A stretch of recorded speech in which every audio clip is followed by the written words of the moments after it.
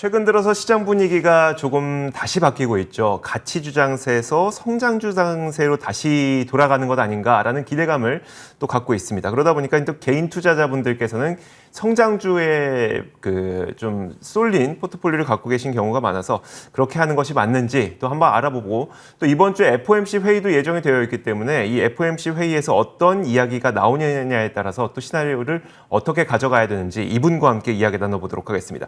NH 아몬드 자산운용 글로벌 주식운용팀 황호봉 팀장 나오셨습니다. 어서 오세요. 네, 안녕하십니까. 네, 안녕하세요. 저희가 중요한 순간마다 팀장님 한 번씩 모시곤 하는데 감사합니다. 지금도 좀 중요한 순간인 것 같아요.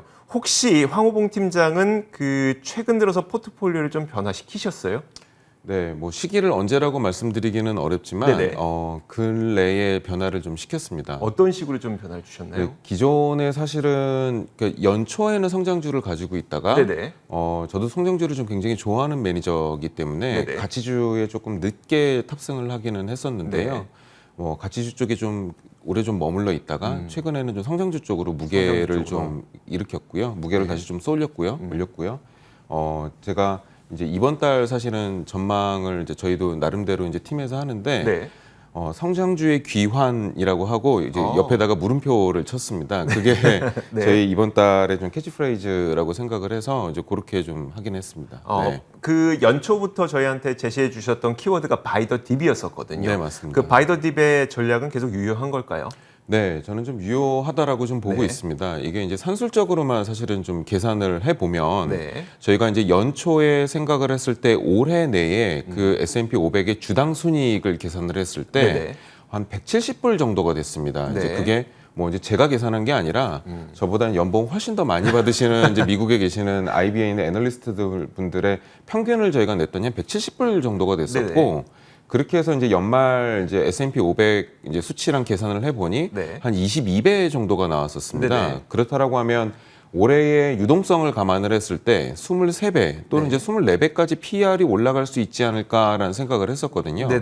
근데 이제 지금 사실 지수가 굉장히 많이 올라왔고 사상 최고치까지 왔음에도 불구하고 지금 S&P 500은 22.5배, 22.6배 이 정도밖에 되지 않습니다. 그 이유는 이익이 많이 올라왔기 때문이죠. 이익이 S&P 500이 187불까지 올라왔기 때문에 그게 뭐 JP모건에서는 지금 200불까지도 보고 있기도 합니다. 뭐 여튼 뭐 이게 PER로만 계산을 해서 놓고 봤을 때 한 34배, 24배 정도까지 만약에 올라간다라고 치면은 4,500? 뭐 이 정도까지도 충분히 가능하다라는 얘기가 나와서 산술적으로 여러 가지 변수가 물론 있겠지만은 뭐 계산만 해봤을 때에는 충분히 4,400 정도 수준까지는 올라갈 수 있다라는 룸으로 보고 있습니다. 알겠습니다. 지난주에 가장 궁금했던 시장 현상이 바로 이거였었어요. 물가가 CPI 지표가 5%로 굉장히 높게 나타났는데 그 와중에 또 S&P 500 지수는 상승하는. 사실 물가 높게 나오면 이건 성장주의 부진으로 귀결되면서 오히려 S&P 500 지수는 하락하지 않을까라고 예상했었는데 오히려 정반대 움직임이 나타났어요. 이건 왜 그랬었던 걸까요? 네, 뭐 결국에는 사실은 금리 얘기로 돌아가는 것 같습니다. 요즘은 사실은 어디로 가든 다 금리 얘기로 결국에는 이제 귀결이 사실은 되는데요. 이제 금리를 볼 때는 펀더멘털이랑 유동성을 두 개를 다 같이 봐야 됩니다. 펀더멘털 부분이 사실은 이제 물가에 대한 부분인 거죠. 시장이 얼마나 좋아지고 있느냐에 대한 부분인데 지금은 물가에 보는 시각을 조금 달리할 필요가 있다라고 생각을 합니다. 작년에 워낙 낮았었기 때문에 그 기저효과로 사실은 놓고 본다라고 했을 경우에는 지금 YOY 특히 작년 기저효과 대비 작년 대비 얼마큼 상승했는지는 조금 시장에 많이 반영이 돼 있다라고 생각을 하고 있고 지금은 이제 월별로 어느 정도가 변했냐라는 걸 봐야 되는데 그게 지지난달 대비 지난달, 또 지난달 대비 이번 달 이 두 개를 놓고 봤을 때는 그 상승폭이 지금 감소되고 있는 거죠. 그러니까 우리가 5%로 보는 거는 작년에 비해서 5%가 오른 거고 맞습니다. 전월 그리고 그 전전월 따져보니까 상승하긴 하는데 그 속도가 줄어들고 있더라고요. 그 속도가 줄어들고 있는 부분이 또 있고요. 그리고 또 이제 PMI 지표를 사실 놓고 봤을 때에도 PMI가 저희가 볼 때도 한 10가지를 사실 놓고선 PMI가 결국에는 나오게 되는데 그 중에서 가격 지표라는 게 좀 따로 있습니다. 그러니까 설문조사 하시는 분들이 가격에 대해서 어떻게 생각을 하냐라고 생각을 하는 건데 그 가격이 조금씩 떨어지고 있는 거예요. 그러니까 원자재 가격 부분에 있어서도 이게 원자재를 만들어 가지고 재고 스토킹을 해야 이게 물건을 만들어내는데 그 가격 부담이 조금씩 줄고 있는 겁니다. 그래서 뭐 여전히 사실은 가격이 높기는 해서 절대적인 숫자로 올라가는 추세에 있는 거는 맞습니다. 네네. 그런데 그게 이제 올라가는 속도가 조금씩 둔화되다 보니까 물가 압력이 조금 줄어들고 있다라고 이제 이렇게 판단을 해볼 수가 있고, 네. 그리고 이제 사이클상으로 놓고 봤을 때에도 이제 원자재 가격이 밀어 올리는 것보다는 조금 이제 서비스 쪽에서 이제 밀어 올리는 부분이 맞는데, 네네. 이제 그거는 이제 고용 부분이 좀 해결이 돼야 되거든요. 아하. 근데 이제 고용에 아직 미참여자가 500만이 남아 계시는 분들이 네. 아직 시장으로 돌아오고 있지 못하기 때문에 그 부분도 사실 고용에 있어서는 조금 부정적이다라고 그러니까 이제 이렇게 보고 있습니다. 우리가 흔히 뉴스에서 많이 봤던 기업들은 계속 채용을 하려고 하는데 이제 근로자들이 자꾸 일자리를 안 가더라. 그게 네, 500만 맞습니다. 명이라는 얘기죠. 네, 맞습니다. 그러다 보니까 그 500만 명이라는 사람이 압도적인 소비를 할 수는 없을 테고 네. 일단 뭐 돈을 받고 있으니까 소비는 하겠지만 네. 그러니까 인플레이션의 상승은 좀 구조적이라고 보기보다는 일시적으로 보는 게 그냥 뉴스로 보는 게 아니라 팀장님의 판단도 비슷하다라는 네, 거예요. 맞습니다. 네, 지금 상황으로 봤을 때는 지금은 인플레이션이 좀 일시적이라고 보는 게 맞을 것 같고요. 네네. 그리고 이제 이 인플레이션이 언제 나올 거냐라고 네. 해보면 예전에 금융위기 이후의 사이클을 놓고 봤을 때에는 금리가 진짜 인상할 때쯤, 네네. 그러니까 정말 연준에서 금리를 올린다라고 하는 거는 인플레이션 파이터로서 이제 돌아서는 거거든요. 그렇죠. 네. 그때가 사실은 이제 금리가 오르는 때다라고 이제 보는 게 맞기 때문에 아직까지의 그 금리 상승, 뭐 그 다음에 뭐 이제 CPI 상승 이런 거는 조금 일시적이라고 보는 게 맞을 것 같습니다. 시장 금리 상승의 전망도 어떠신지 궁금해요. 왜냐하면 요즘에는 이제 국채 금리가 오르면 바로 성장주가 고꾸라지는 그 좀 어떻게 굉장히 상관관계가 높은 네. 그런 현상들이 좀 벌어지고 있는데 네. 물론 최근에는 다행히도 이제 국채 금리가 거의 뭐 10년물 기준으로 네. 1.4% 초반까지 내려오긴 네. 했으니까 성장주 네. 투자자들도 좋아하긴 할 거예요. 네. 하지만 이게 뭐 더 내려갈지 아니면 네. 여기서 반등하고 또 올라갈지 이걸 모르니까 금리의 전망은 어떠세요? 사실은 이제 금리에 대해서 제가 조금 더 하기 위해서 네. 이제 저희 이제 채권 전략 하시는 분이랑도 얘기를 되게 좀 많이 네. 했었거든요. 이거 근데 이야기가 굉장히 어렵겠지만 최대한 네. 좀 쉽게 한번 설명을 해주세요. 최대한 쉽게 좀 말씀을 드리자면 이게 지금 아까도 말씀드렸듯이 펀더멘털을 봐야 되고 그다음 유동성을 봐야 된다라고 말씀드렸는데 네네. 이 유동성 부분이 조금 요즘 시장이 좀 달리 작용을 하고 있다라고 생각을 하고 있는 네네. 겁니다. 이게 지금 시장에 시장 참여자들이라고 하는 뭐 은행서부터 시작해서 헤지 펀드들 그다음에 이제 각종 투자자들 이제 큰 손들이 돈이 굉장히 지금 많습니다. 네. 그거를 좀 쉽게 알 수 있는 지표가 리버 OIS라는 지표랑 그다음에 네네. 테드 스프레드를 저희가 보면은 알 수가 있는데요. 네네. 이게 리버랑 그다음에 오버나잇 스왑 인덱스라는 아주 초단기의 자산과의 그 금리 차이를 사실 볼 수가 있고 네네. 그다음에 또 리버랑 T빌 그러니까 미국의 국채랑의 또 그 상관관계를 보면서 알 수가 있는데 네네.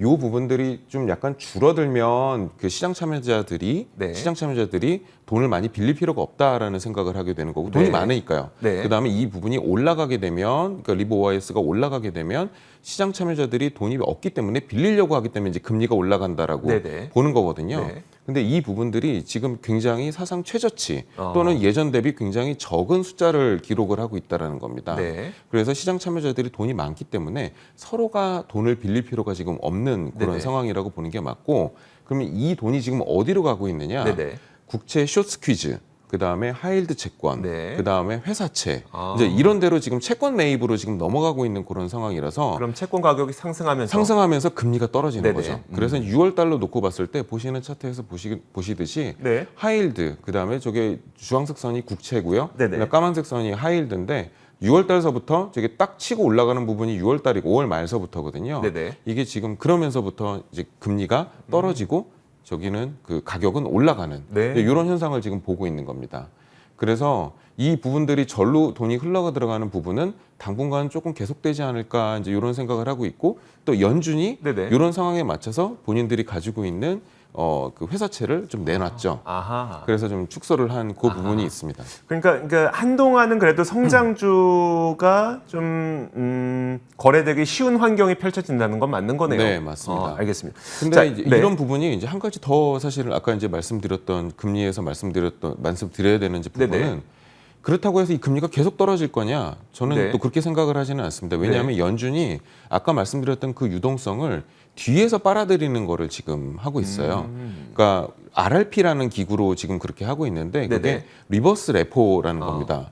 그게 레포라는 거는 사실은 좀 쉽게 말씀을 드리면 다시 살 걸로 전제를 해서 채권을 매도해서 시장 네네. 참여들이 자금을 차입을 하는 거고 그렇죠. 그다음에 리버스 레포라는 거는 반대입니다. 네. 연준이 시장 참여자들로부터 돈을 회수해가는 네네. 단기적으로 회수해가는 이제 그런 기구인데 그거를 또 뉴욕 연을 통해서 뒤에서 돈을 지금 회수해가고 있는 게 그 연준 부채에 잡히거든요. 그게 네네. 지금 사상 최고치고 일일로 봤을 때에도 보고 계시듯이 지난 10일 날 공시한 걸로 따지면은 5,480억 달러. 연준이 회수해 가니까 그냥 그 채권 투자자들이 마냥 살 수는 없으니 네, 맞습니다. 채권 가격이 마냥 올라갈 수는 없는 거고 네, 맞습니다. 예. 채권 금리도 떨어지는데 좀 한계가 있을 것이고 네, 맞습니다. 어느 정도의 그 금리의 수준을 잘 잡아놓고 있다는 느낌이 드네요. 네, 그렇게 되면 사실은 성장주 입장에서는 되게 어닝만 좋죠. 보면 되잖아요. 그렇죠. 어닝만 보면 되기 때문에 굉장히 지금 우호적인 환경에 접어들 수 있다. 이제 그런 생각입니다. 그 테이퍼링에 대한 이야기는 좀 안 나올 것 같으세요? 이번에 어떨 것 같으세요? 안 나온다라는 게 사실은 중론이고요. 네네. 나온다고 하더라도 저는 그렇게 크게 별로 걱정할 필요가 없다라는 생각입니다. 네네. 이미 4월 달에 그 파월 의장은 이미 스케줄을 발표를 했어요. 네네. 그게 뭐 우리가 언제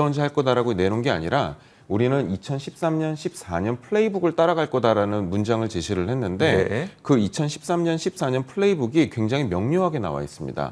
지금 테이블에서 보고 계시듯이 일단 첫 번째로는 테이퍼링 언급을 해야 되고 네. 그다음에 발표를 해야 되고 시장과의 스케줄 조율을 해야 되고요. 테이퍼링을 실시를 하고 적응기를 거쳐서 금리 인상을 하게 되는데 2013년도에 그 시기가 되게 명확했습니다. 네. 이제 그렇게 추론을 해본다라고 하면 이미 2021년 4월 달에 저희가 언급을 했기 때문에 아하. 6월에서 8월 달 정도에는 저는 발표를 할 거라고 보거든요. 네. 그 이유는 블라드 총재가 4월 12일 날 또 얘기를 해줬어요. 네네. 백신 접종률 75% 되면 하겠다라고 아하. 얘기를 했기 때문에 그 상황을 놓고 보면은 지금 잭슨홀에서 할 가능성이 되게 높습니다. 지금 네네. 52%거든요. 어허. 앞으로 20% 정도가 좀 그쵸? 남았기 때문에 그렇다 놓고 보면은 21년 말까지는 스케줄 조율하고 내년에 테이퍼링을 아하. 할 가능성이 굉장히 높죠. 이런 네. 상황을 봤을 때 그냥 성장주가 지난 한 주에 아웃퍼폼했던 것이 단기적인 현상만은 아닐 수도 있겠다라는 생각이 들면서 성장주 투자가 조금 더 이 활성화될 수 있는 그런 환경이 펼쳐진 건 아닐까라는 생각이 듭니다. 자, 지금까지 NH아몬드 자산운용 글로벌 주식운용팀 황호봉 팀장과 함께 이야기를 나눠봤습니다. 고맙습니다. 감사합니다. 자, 저희 굿모닝 글로벌도 여기서 마치도록 하겠습니다. 이어지는 출발 성공 투자도 많은 시청 부탁드리도록 하겠습니다. 저희는 여기서 인사드리겠습니다. 함께해 주신 여러분 고맙습니다.